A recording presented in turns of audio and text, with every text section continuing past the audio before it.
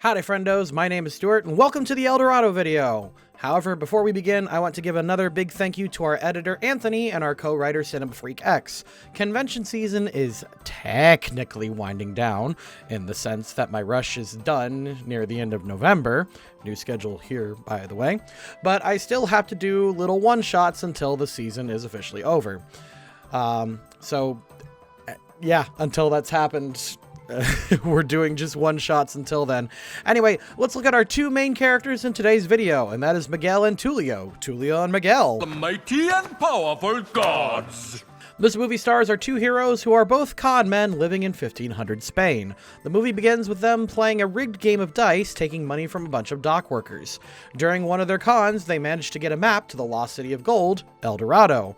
After to which, they are immediately caught and then do a massive performance that distracts both the guards and the people that they stole money from. Through some escape shenanigans, they somehow manage to wind up on the ship of Hernan Cortez, heading to the New World. They are then sent to the brig only to escape and wind up in, Colombia? I think it's not really clear. Eventually, they wind up at the actual El Dorado, where they are mistaken as gods, and they plan to con the people out of a bunch of their gold and head back to Spain to live as kings. As for the characters' starting alignments, I think it's fair to put both of them in chaotic neutral. The movie is basically what happens when a bard and a rogue end up having their own adventure.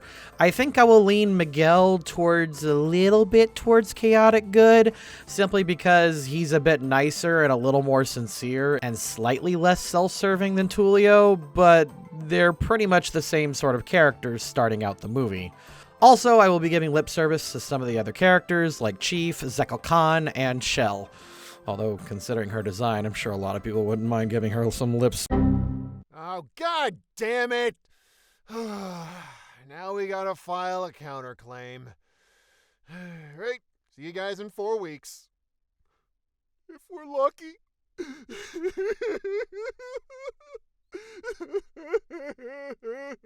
And with all out of the way, let's go. Miguel and Tulio. Tulio and Miguel, mighty and powerful gods! Wanted fugitives and expert con men Miguel and Tulio are playing a rigged game of dice. When a map to El Dorado is offered as a prize, with legitimate dice being used, Miguel is able to convince Tulio to gamble their earnings with the cutest little face. Chaotic good for Tulio, actually, and then chaotic neutral for Miguel for manipulating him. Winning the game fair and square, the two are discovered to have been cheating the entire time. The two use a ploy of blaming each other to escape the law. Even as the city chases them, the two are willing to bet on how far they'll get away. Chaotic neutral.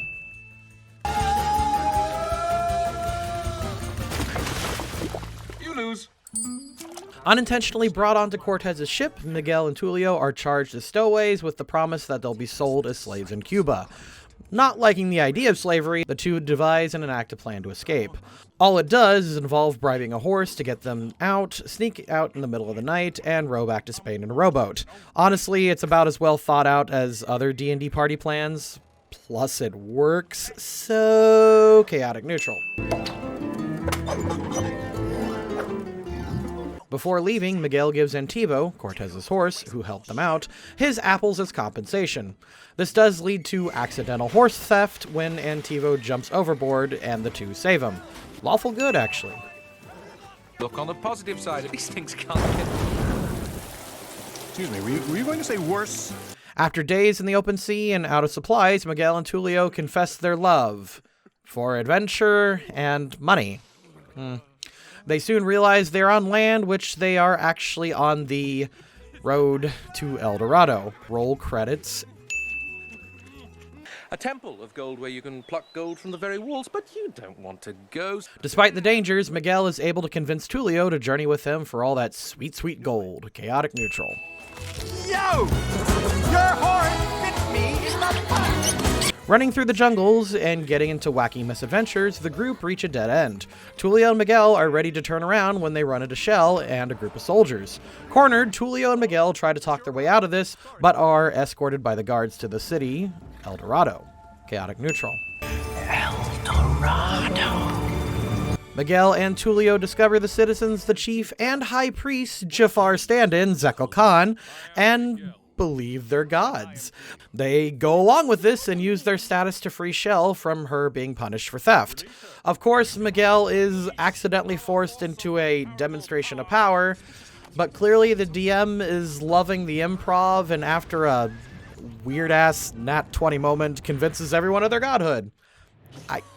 I honestly don't know what to do with this. Chaotic neutral for the improv, chaotic good for saving Shell. Hello. Accidentally revealing themselves as mortal to Shell, the two allow her to be in on the act to avoid blackmail and get information on how El Dorado society actually works. Chaotic good. Chaotic neutral. Big smile, like you mean it. After your standard D&D party celebration of getting plastered and partying, Miguel and Tulio discover that Zekel Khan, the high priest, is planning on a human sacrifice for the gods following the party. They step in, lie to save a life, and get gold sent to them. To the spirit world. Chaotic good. Oops. Tulio, how are we gonna get all this back to Spain? Realizing just how much gold there is in El Dorado, Tulio formulates a plan to take as much back as possible to Spain and buy it outright. Together, Miguel and Tulio convince El Dorado to build a boat for them. Chaotic neutral. I like it here. Miguel? Yep, 3 days is just fine. Concerned about maintaining their godhood live for 3 days, Tulio insists on laying low, even when Miguel wants to explore. Miguel begins to roam the city after Shell insists he goes. Tulio, meanwhile, gets chaotic hornied by Shell. Chaotic neutral. For everyone here. But my lord, anyone who disobeys your orders must be punished, as you ordered. Seems I've been giving a lot of orders, haven't I? As Miguel begins to wander the city, he saves a citizen from being killed per their orders. Miguel shows kindness to the citizen and doesn't accept a gold reward. Instead, he plays music, games, and engages with the citizens. Chaotic good. Whoa! My lords! Rated PG, everybody. By the way, her face was not anywhere near his mouth. Also, this is a good opportunity to talk about Shell. Shell is a fun character as well, and she has a unique set of skills and knowledge that the other two don't have, seeing as how she grew up among the people of El Dorado. They make her just as competent as the other two, but she also doesn't overshadow them with her own skills. She gets in on the con and is just kinda fun. Also, her hooking up with Tulio works pretty well, seeing as how pretty much they have the same sort of self-serving edge to them. So, yeah, chaotic neutral. What's he gonna think if he finds one of the gods like this with me? Lucky God? Tulio is confronted by Zekel Khan about Miguel's behavior with El Dorado's mortals. Khan offers to sacrifice the citizens who would dare imperfect Miguel. Tulio opts not to deal with the man, saying how a new age will be written in blood, and goes to talk with Miguel about his behavior. Chaotic neutral.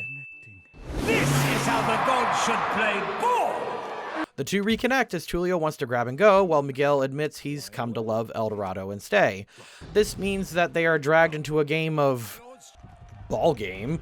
They continue to lie about their godhood and begin getting crushed. In order to maintain the lie, Tulio opts to cheat with the help of this armadillo. Managing to win the game legitimately in the end, though not before Miguel was injured enough to bleed, Miguel opts to not sacrifice the losing team and even proclaims that Zekel Khan is not needed anymore. Chaotic good.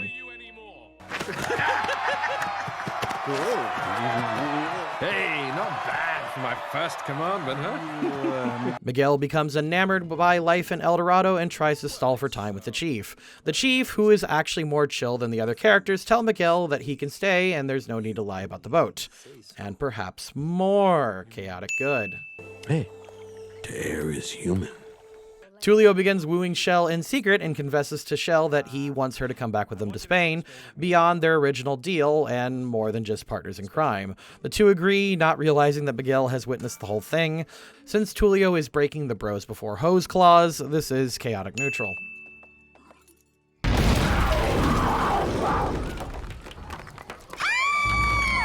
As Miguel starts to confront Tulio about what he saw with Shell, they are interrupted by Zekel Khan and his possessed stone jaguar.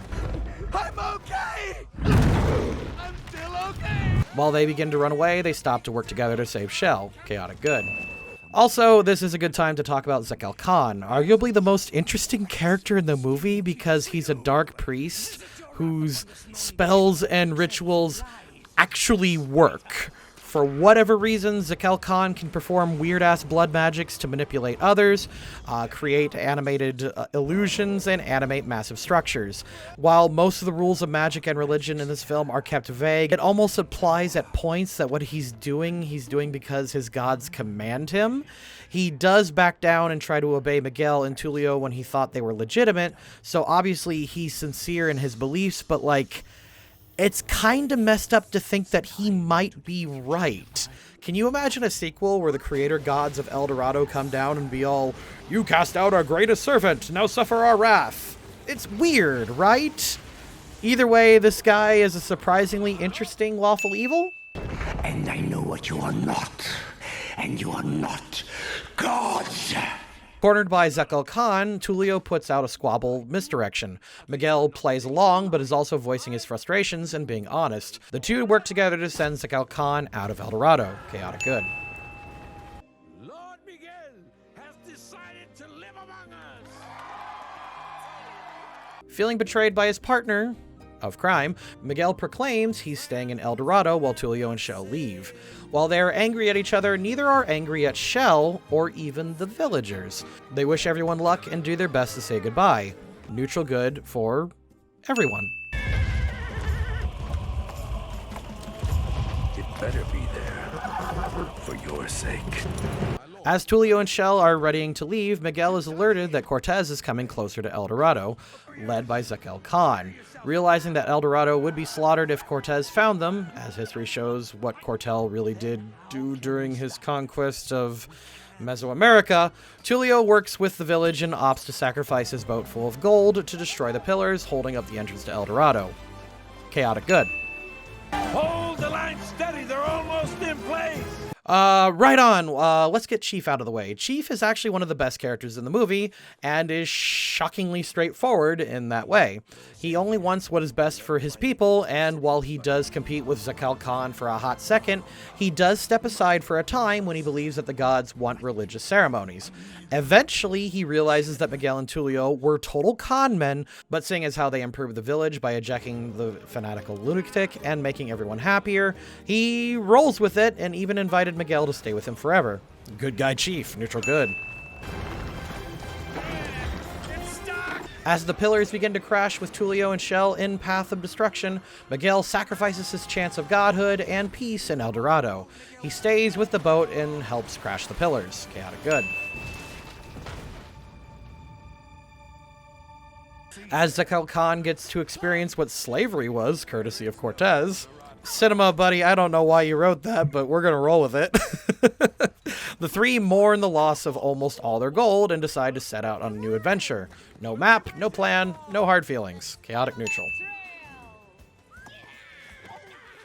So, yeah, that was Tulio and Miguel, and they are pretty much the best examples of chaotic neutral around. They cheat and con their way into success, but they are also completely disgusted when actual evil is being performed right in front of them. Which, honestly, is how the alignment should be played, and how these sort of characters work best. Self-serving, but with their own standards. Again, not sure if you guys know this, but I don't always know the final exact placement of a character until the end of the editing process. But Miguel and Tulio are decent guys, and they never commit an evil action throughout the entire film. The argument could be made that cheating and conning people out of their money is pretty poopy and pretty evil, but it's not like they target the vulnerable or the elderly. Just seedy people who are already gambling or people who already live in excess. You could see Miguel giving gold earrings back to this commoner here as well. Anyway, hope you guys enjoyed the video, and I'll see you all next week for another MCU video. Extra special thank you again to the patrons, Anthony the editor, and of course the co-writer Cinema. See you guys next time.